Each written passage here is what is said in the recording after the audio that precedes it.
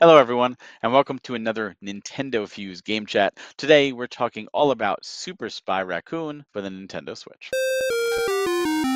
So, Super Spy Raccoon came out December 19th, 2024, from Flynn's Arcade. So, thank you very much for the review codes. They provided review codes for us.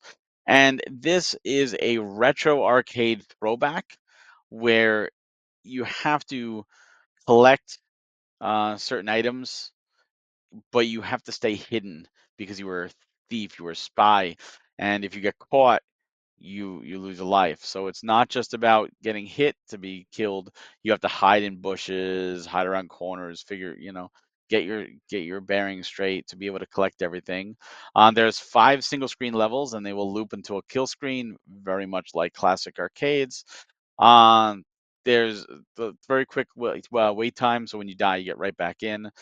There are some unlockables. You can change your suit color, and there's also local and global leaderboards, as any typical arcade style game would have. So, Greg, what was it like playing Super Spy Raccoon? Yeah, it was almost like in a sense like the way you're kind of like dodging things. It kind of like almost like felt like the you were playing like the original Donkey Kong game, but not quite in the same sense because obviously it's more spy based and you're not used to seeing stuff. So it's almost like a relation to like I think like the Adventures of Lolo, which is like an NES game that felt like it had a lot more of like it's almost like little micro puzzles, but then you're trying to get around without actually and collecting everything without actually like getting I guess caught by any of the various enemies. And pretty much getting caught is just basically them looking on the same direction as you and being on the same plane. Like so, like the pretty much like if you were to draw like a straight line across, like you could still get caught from an enemy if there was on the other side. So it was a very interesting concept, and I'm not usually the best at like kind of spy-oriented games. And I think even in some of the footage I recorded, I can just kind of repeatedly die because I try to rush through certain parts, and especially on like the third or fourth level, it gets very very hectic because there's like this elevator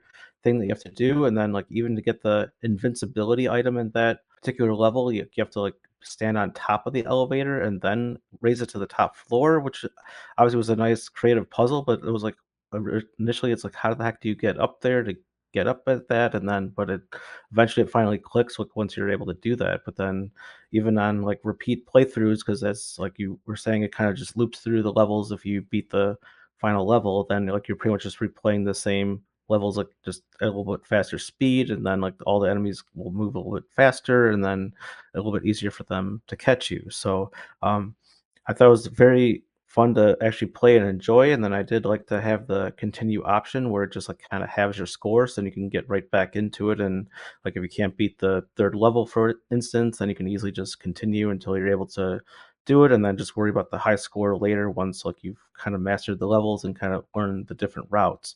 I also did like that each level had like its own like specific route, because it does like make you do get bonus points for collecting the items in a certain order. Like one item will turn like a gold color, and it's like that one will give you bonus points if you collect that one like next, as opposed to just collecting everything that you see all the time. So I thought that was a really cool way to have you think about the levels and different like viewpoints and different strategies to kind of try to optimize your point total in addition to just kind of playing through each level. So that was kind of cool there. I did like a number of the different enemies. Like there's some that are kind of just stationary and just kind of like flip their head back and forth to be able to try to catch you on either side. And then you do have like the other ones that kind of move around. And then even on the very last level, it's very close to like the original Donkey Kong's first level. They have all these things going down all the ladders, and then there's like a giant spotlight that goes like back and forth. So then it's like very chaotic and trying to be very careful not to get caught on or even like get tagged by all these different hazards that are trying to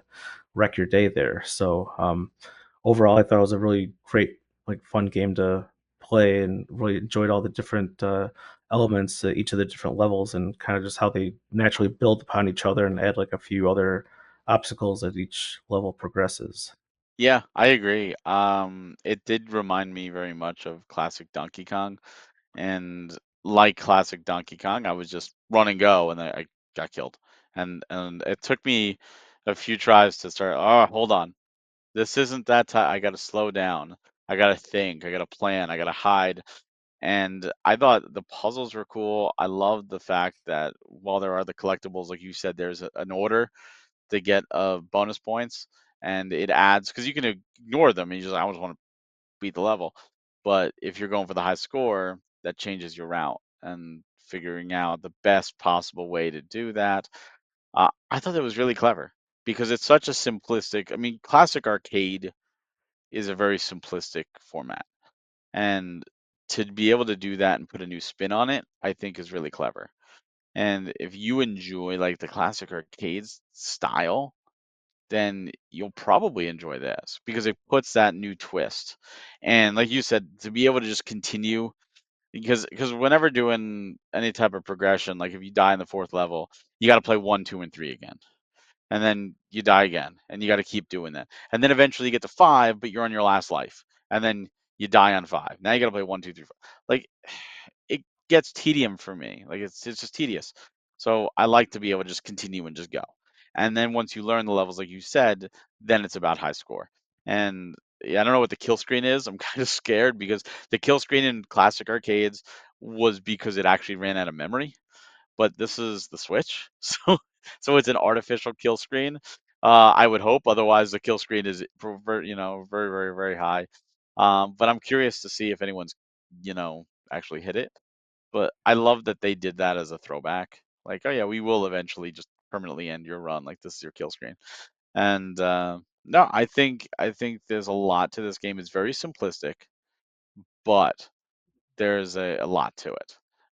For being only five levels, like there's a lot of strategy, there's a lot of depth, there's a lot of each of the levels is varied.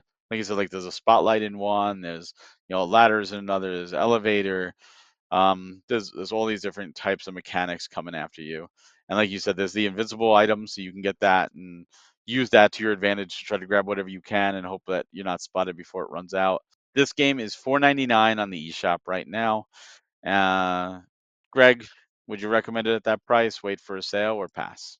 I would absolutely recommend it because I really enjoyed the playthrough. I mean, I understand it's not a lot of levels, but it's also like an arcade game. So you got to think that like the regular Donkey Kong game, like at least on the virtual console, was like $5. So it's a would have had less, actually less levels than this game does, and that's like at the same price. And this where you get all the modern amenities and all the extra features, and you are able to easily continue and not just get thrown back to the first level over and over and over again, where it adds that frustrations. You can still practice, you can still get high scores, and then it is great that you can look at like compete with your friends and get high scores against them if they also have the game. So I think that's an absolute win there, and it's a great thing to have for any kind of arcade title to begin with. Is just to have a little for the high score competition. And so I think at $5, it's pretty much a no-brainer to pick it up because it's some short-lived fun and it'll be can be very depth if you're there.